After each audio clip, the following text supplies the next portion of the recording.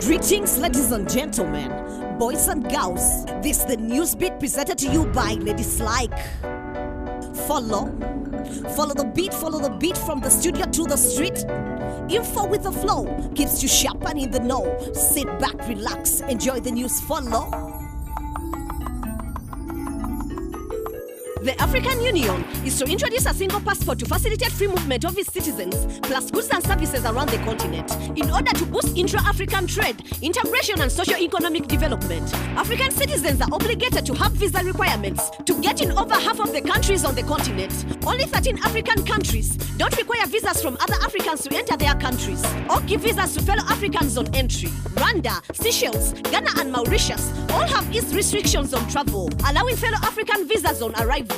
But critics fear that a borderless Africa might be problematic, with the continent hosting many refugees from areas immersed in conflict, and the threat of militant groups that will be left to roam the continent without limit.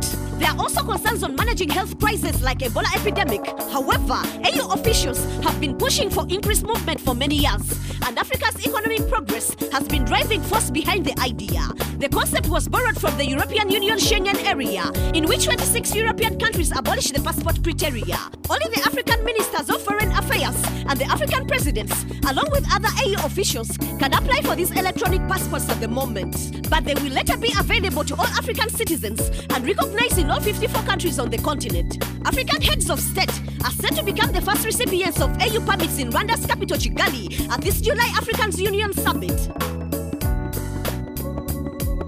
A church app has been introduced on our continent. Our reporter Oki Forever is here with more.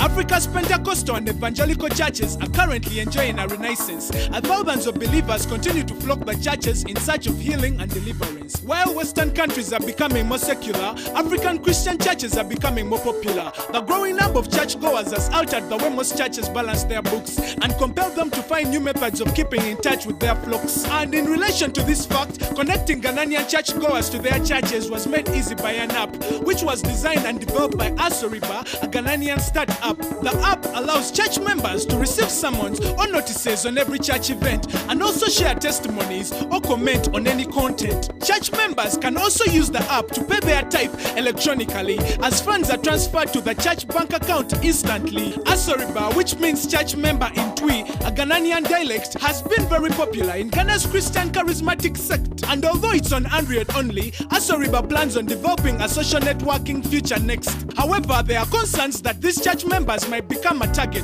for shady pastorpreneurs who could exploit the huge online market in a country which has about 700 Christian sects. Some say the app encourages absenteeism among church congregations, but the app developers insist the app was built to help church members access church services on their phones, at their workplace, or in the comfort of their own homes. I'm Oki Forever, reporting for Newsbeat.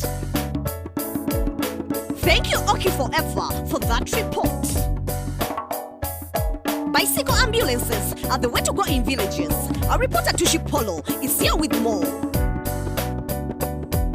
In the city, there's a clinic at every corner, but in most of the countries, people live far from the closest health worker. They are the heroes of Uganda, trekking long muddy roads to save an expectant mother, carrying the heavy load on homemade stretchers through the forest and the ditches. But in 2015 came a two-wheeled revolution, no reinvention of the wheel but an easy solution.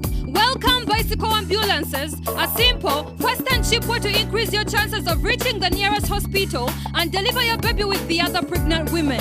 Village ambulances are a safe alternative to the border, and thanks to one-man Chris Ateka in over 23 districts, maternal death has gone down. With a bike ambulance, we can now save a young mom.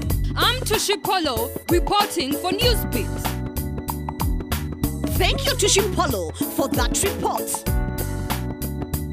Tensions are rising in the Horn of Africa, formerly one country, Eritrea and Ethiopia, now fierce enemies, long gone the time of peace. Eritrea says Ethiopia is ready for a full-scale war They keep clashing at the border, accusing one another with tanks and armed mortar. The stakes are getting higher, and this is more than a simple friendly fire. Eritrea says members of Ethiopian parliament have made attacks on Eritrea imminent. They will force the regime to change. They are backed by America, always happy to meddle in Africa and further their own agenda. Most of the weapons used by Ethiopia have been given by America, claiming to fight terrorism, but used on the borderland. But maybe Eritrea is trying to hide its human rights record, accused of enslaving over 400,000 people. They have been called by the International Criminal Court. They've been accused by the UN of widespread and systematic human rights abuse. Or maybe their sudden allegations are just a ruse. That was the news on the beat. Next week will be another hit. Still ladies like reporting live and direct with love and respect. Follow the beat, follow the beat, follow the beat, follow the beat. Follow the beat. Follow the beat, follow the beat, follow the beat, follow the beat. Follow the beat.